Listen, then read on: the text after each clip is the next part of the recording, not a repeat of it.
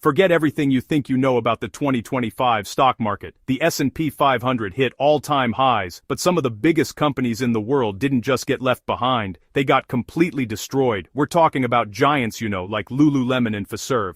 So, what actually happened? We are about to expose the insane hidden reasons these titans took a massive hit, and we'll answer the million-dollar question: is this the biggest buying opportunity of your life, or a trap that will make you lose everything?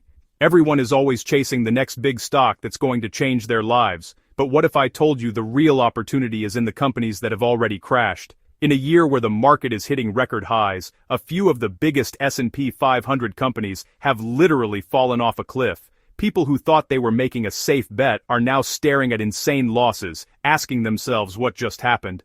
But here's the craziest part about a crash. For every person panic selling, another person sees a massive bargain. It's like a high-stakes yard sale. The person selling sees a broken old chair, but the person buying sees a priceless antique that just needs a little work. The question is, who's right? Is this a dying company, or is this the buying opportunity of a decade? It's so easy to lose money on a falling stock, but it's just as painful to miss a monster rebound because you were too scared to buy. That's what this video is all about. We are going to break down 5 of the biggest stock losers in the S&P 500 this year. We'll dig past the scary headlines to show you the real story. By the end of this video, you'll know which of these fallen giants are a bargain and which are a trap.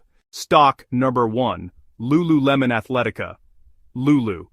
First up is a brand that was literally unstoppable for years, Lululemon. They were the queen of athleisure, a stock that just could not lose. But 2025 was a total nightmare. The stock got crushed, dropping between 45% and 52%.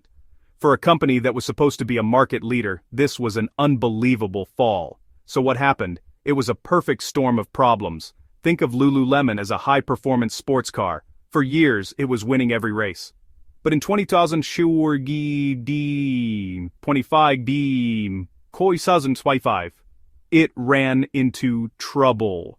First, its main fuel line, the massive US market, suddenly got clogged and sales went negative, a huge red flag for a premium brand. While this was happening, the company's founder, Chip Wilson, started shouting from the passenger seat that years of bad decisions were destroying the brand. But the final nail in the coffin was the CEO, Calvin McDonald, announcing he's grabbing a parachute and leaving. Even though he's not gone until 2026, the announcement came right after a massive activist investor bought a stake to force big changes. So, is it a bargain or a trap? This one is tough. On one hand, while the US engine is sputtering, its international engine, especially in China, is still exploding with growth. The company is still making a lot of money, and after this crash, the stock is way cheaper. People who are bullish think this is just the market panicking over a few bad laps. However, the trap is very real. The car is now in the pits with a new driver coming, and that brings a ton of uncertainty. If US sales don't recover, the stock could keep falling. The verdict: this isn't a screaming bargain, it's a prove-it-to-me stock. It's like a star athlete coming back from an injury. You know the talent is there, but you want to see them play a few good games before you bet on them winning the championship. Stock number 2, Gartner, IT. Stock number 4 is insane. This company, Gartner, gets paid to give other companies advice, and in 2025 their own stock crashed, losing around 49% to 52% of its value. How did the king of corporate advice go so wrong? Imagine Gartner as a personal trainer for Fortune 500 companies. When times are good, businesses pay top dollar to get in peak condition, but with all the economic uncertainty in 2025, those companies got terrified and slammed the brakes on spending. The personal trainer was an easy expense to cut. Management literally said their clients were cutting costs aggressively, which killed their sales. The market didn't punish Gartner for what it did in the past, but for what it said about the future. The company lowered its future growth predictions, like a weather forecaster suddenly predicting a long winter. In a market obsessed with sunny growth, this was a death sentence. Bargain or trap? What's the answer? The argument for it being a bargain is actually pretty good. Gartner's business is incredibly sticky. It's like Netflix for executives. Over 80,000 leaders depend on their research, and canceling their subscription is rare because it's so embedded in how they make decisions. This downturn is cyclical. When companies feel confident again, they'll start spending on that personal trainer. The company is still super profitable and making tons of cash. The trap, though, is all about when. When will that spending come back? If the economy stays weak, Gartner's sales will stay weak too. There's also the long-term threat of AI. Some people wonder if AI will one day become so smart that it completely replaces the need for human research firms, like asking if Google Maps will make tour guides obsolete. The verdict? This looks like a bargain, but you have to believe the economy will get better. If it does, this stock could explode. Stock number 3, Deckers Outdoor, DEC. Coming in at number 3 is Deckers, the company that owns two of the most popular shoe brands in the world, UGG and Hoka. After a mind-blowing run, Deckers hit a brick wall in 2025, and this year, their stock fell off a cliff, dropping by as much as 57%. What happened to this superstar stock? The crazy part is, the company is still doing well. So why did it crash? There were two problems. First, the stock price had been pushed so high, it was like a tightrope walker, 1,000 feet in the air. It was priced for absolute perfection, so the slightest wobble was guaranteed to cause a panic. Second, and this is the big one, Deckers sells dessert, not dinner. Its products are things people want, not things they need. As people got nervous about the economy, expensive shoes were one of the first things they stopped buying. The market punished the stock because it was afraid a slowdown was coming. This brings us to the big question, bargain or a trap? The case for this being a bargain is all about brand power. Hoka and UGG are like the Disney and Coca-Cola of footwear. They have an incredibly loyal fan base. Hoka isn't just a fad, it's a performance shoe that keeps growing, and UGG has proven its staying power time and time again. The company is strong and has amazing profit margins. This sell-off seems like the market is being way too pessimistic. The trap is the economy. Is Hoka's insane growth phase over? Will people keep spending big money on UGGs if the economy gets worse? That's the risk. The company's future is tied to how consumers are feeling. Still, the verdict here leans toward bargain. It feels like the market is pricing in the absolute worst-case scenario for a company that owns two of the strongest brands in footwear. It might be a bumpy ride, but the company itself looks way stronger than its stock chart.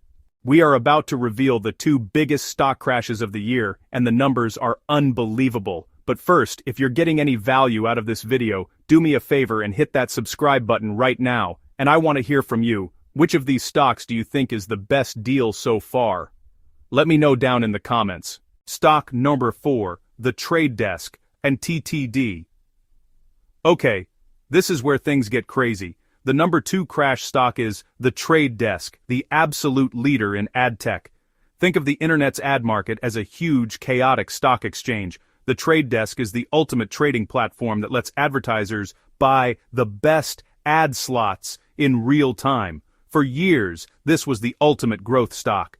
But in 2025, it was one of the worst stocks in the entire S&P 500, crashing a jaw-dropping 70%. I am not kidding. 70%. How does a market leader collapse so violently? It was a perfect storm. First, the simple reason. When the economy looks bad, advertising is one of the first things companies cut. This slammed the Trade Desk, and their once insane growth slowed way down. But the real fear, the one that destroyed the stock, is competition and technology. Giants like Amazon are building their own ad businesses. Even worse, analysts started worrying that new AI could eventually become a self-driving car for advertisers, letting them bypass companies like the Trade Desk entirely. That idea, that the Trade Desk could be made useless, is what truly crushed the stock. So, is this a bargain or a trap? This is easily the most controversial stock on the list. The trap argument is terrifying. If AI really does make them obsolete, then the company is broken and the stock has way further to fall. But the bargain case is unbelievably strong, because the company's actual numbers tell a completely different story. Everyone is screaming that the business is doomed, but inside, sales were still up 18% in the third quarter, and they are super profitable. They keep over 95% of their customers. The bulls say this 70% crash is 100% fear and has nothing to do with how the company is actually performing. My verdict? This is the ultimate high-risk, high-reward bargain. The fears are real, but the company's performance has been shockingly strong. For brave investors who believe the AI threat is overblown, this crash could literally be the buying opportunity of a lifetime. Stock number 5, Fiserv, FISV. And for the number 1 biggest stock crash of 2025, we have Fiserv. This isn't some flashy tech company. Fiserv is the plumbing for the entire financial system, processing payments for millions of businesses, and in 2025, that plumbing exploded. The stock plunged an unbelievable 70%, making it one of the absolute worst performers in the S&P 500. What caused a supposedly stable company to collapse this badly? It was a 1-2 punch of disaster. The whole payments industry had a terrible year because of recession fears, but Fiserv's problems were much, much worse. This is the crazy part. Imagine the chief engineer of a city's water system suddenly announced, "We thought we were supplying 10 million gallons a day, but it's actually 3.5 million and we're not sure why." That's what Fiserv did. In their Q3 report, they dramatically cut their revenue forecast for the whole year, slashing their growth prediction from over 10% all the way down to just 3.5%. This wasn't a small change. It completely destroyed their credibility. The company is even facing a lawsuit claiming it lied to investors. For a company built on financial trust, this was the ultimate catastrophe. So we have to ask, bargain or trap? The argument for this being a trap is powerful. A 70% drop doesn't happen for no reason. The crash happened because nobody trusts the people running the company anymore. A colossal red flag. On the other hand, bargain hunters are looking. Many Wall Street analysts think the stock is now insanely undervalued. Their argument is that all the bad news is already priced in. Fiserv is still a core part of our financial system and makes a ton of money. Bulls believe you're getting a cash cow business for a ridiculously cheap price. What's the verdict? This one leans heavily towards a high-risk trap. Buying this stock now is like buying a beautiful house right after finding out the foundation is cracked. It's cheap, but you have no idea if the crew fixing it is competent or if the whole thing is about to fall down. Until management can prove they have control, this fallen giant might just keep on falling. And there you have it. 5 giant companies that got absolutely wrecked in 2025. From Lululemon's leadership drama to Fiserv's trust crisis, every story is a huge lesson for investors. The key takeaway is simple. Not every stock crash is the same. You have to look past the scary percentages and headlines to understand the real story. A company like Deckers facing a temporary economic storm is totally different from a company like Fiserv facing a crisis of trust. One could make you rich, the other could make you lose everything. And figuring out which is the single hardest and most profitable skill in all of investing. You have to question everything, look at the numbers, and be ready to buy when everyone else is running away.